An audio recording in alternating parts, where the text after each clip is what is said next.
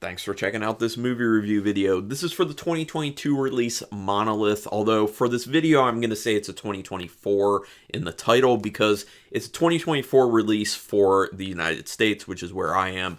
It's a 2022 release in Australia, which is where the film was made. So it is good that we finally got this one. This one was actually a recommendation, not to me personally from them, but from Emma from Spooky Astronauts. I was watching one of her videos and she had highly recommended this film, and I was like, I guess I need to kind of look into it. So it's not super horror. It's kind of like a little bit of horror, but also kind of like thriller-y. So if that sounds interesting, but I'll get to this quick synopsis of it in a minute. Directed by Matt Vesely, who did A Load of Buckshot, which I have not seen, and written by Lucy Campbell, who wrote The Big Nothing. Also haven't seen. But again, Australian film. I rented this through Vudu. It was $7.41 with tax, so that's a pretty cheap rental. And this is a good film. I would recommend checking it out if the synopsis sounds like something you're interested in. So, quick synopsis. It's about a woman who's a journalist who decides to try and get into podcasting because she's kind of had a derailment of her career and she's kind of going through this crisis of, what do I do now? How do I get back into this? How do I get back on top? She's in a stressful situation. She's having a lot of demands from the people who she has to answer to for doing this podcast. So she's trying to figure out what she's going to do. She ends up getting an email that kind of lays out this conspiracy theory. And she ends up jumping into this conspiracy theory, looking into it, trying to see what's going on here. And the film leaves this stuff all up in the air for the most part in the film of what is really going on here. So it's going to be A or B. Like, is this a real conspiracy theory or is this not? And they do a good job of kind of giving you little tidbits here and there to keep you engaged and keep you guessing at the same time. So, get to my notes. They do make an odd choice to have only audio for a few minutes in the very beginning. It's just like black screen and she's like talking to someone over the phone for the podcast and she's recording. I think maybe it was a choice to just kind of let people know ahead of time this is going to be a very audio-based film. While it doesn't stay, blank screen for the whole film, it feels really weird in the beginning, but it does kind of send the message like, look, this is mainly a film you're going to be listening to. And that is the thing. It is audio first, which makes sense because it's about someone creating a podcast and she's alone and we're just in one shooting location with this individual. And all of her interviewing she's doing over the phone. So that's how we hear and, hear from other characters is just all over the phone. So we're only seeing this one main character and the house she's in, which is a beautiful house, by the way. Love the architecture of this. Anyway, they do a very good job establishing the current situation for the main character and the stress that she's dealing with.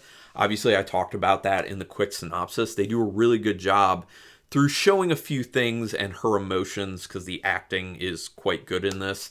They do a great job of kind of just like giving you the feeling of what she's going through from the get-go. So you do really bond with her as a main character, so that's great. It really does help kind of pull the viewer into the film and have them feel it more, immersed more in the film. The acting is quite good, which is what I just said, which is really important for a story like this because it's all about the emoting. It's all about how these people deliver their lines, especially the people you don't see. You can't see any facial expressions or anything, so their line delivery has to be great. It is, and the main character has to do it all, and she does a really good job. So it feels believable. All these characters feel believable, and that gets to another thing, is the writing of this is really good. The dialogue is very well written and it's very engaging, especially because they don't waste too much time with what people are saying. They're actually saying interesting things. They're giving interesting tidbits of this overall story. So even though it's kind of a slower film, that investigative aspect and how the dialogue is written really does help move it along and keep you engaged, even though it is slower. Since it's about a podcaster, a lot of focus is put on audio over visuals. Already talked about that.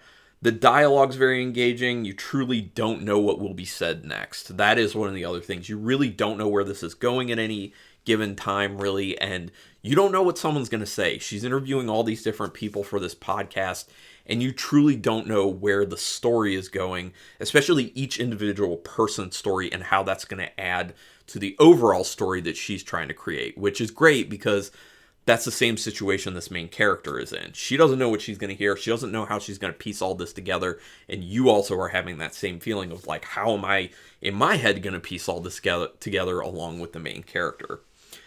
It does seem to drag a bit at times, though, and some conversations actually end up feeling a little bit repetitive. It's not usually conversations with the same character. It's conversations with different characters. It does seem like they kind of repeat themselves. Some of the stuff they kind of do have to repeat, but I feel like they go a little bit too far with the repetitive nature of some of these conversations. It's not real bad, though. It doesn't mess things up too much, but the pacing overall, pretty solid, but there definitely are those times where it feels like it takes a pretty significant dip, and you have to wait a little bit before it kind of gets going again. The other thing is the ending of the film, oddly enough, feels like it moves a lot slower than the rest of the film. So I did think that was a little bit of a problem. There is an interesting shift in this film a little bit after an hour.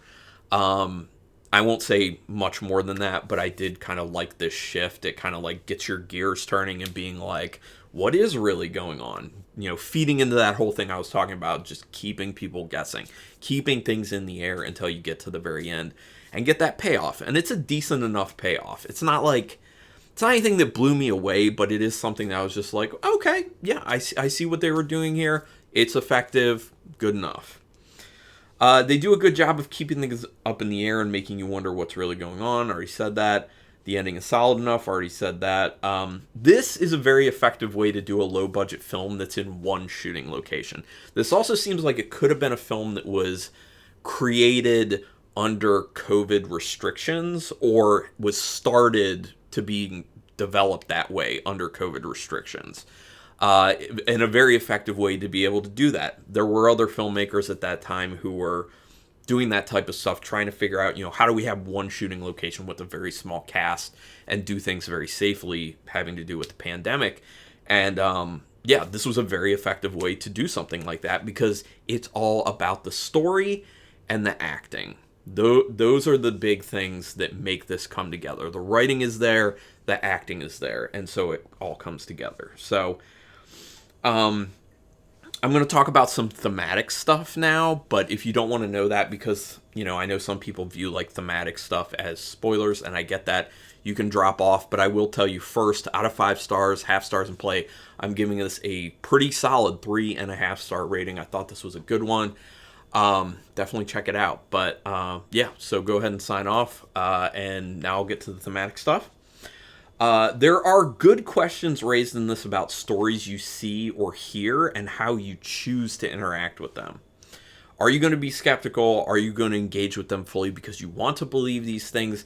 How are you going to try and vet these things? Are you even going to vet these things? So it does a good job of kind of raising these questions, usually through character conversations, that hopefully is something that people in their personal lives would kind of think about, because in our current situation with all these conspiracy theories online and just the nature of online and all the stuff that people see with disinformation and misinformation, it can be hard for some people to really vet things or to even think about vetting things. So it kind of brings up some of that.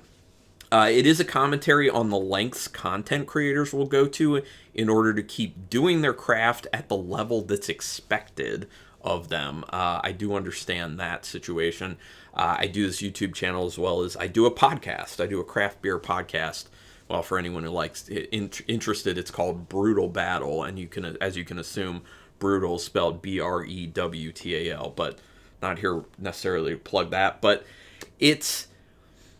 there is this kind of like expectation. There is this pressure, so that really does factor into this film in a very important way, and it's kind of about how do people deal with that stuff, because you see all the time people who are content creators who feel like they have to keep one-upping themselves, making things more salacious, and there is some of that stuff that comes into play here, and then that starts to step into the realm of, is this ethical, is this moral, what I'm doing or thinking about doing or not doing. So yeah. And the last thing I wanted to say, this is also about struggling with yourself and how that can get in your way within your life. When you struggle with who you are and how you can, end up holding yourself back, that can be one of the biggest roadblocks in your life.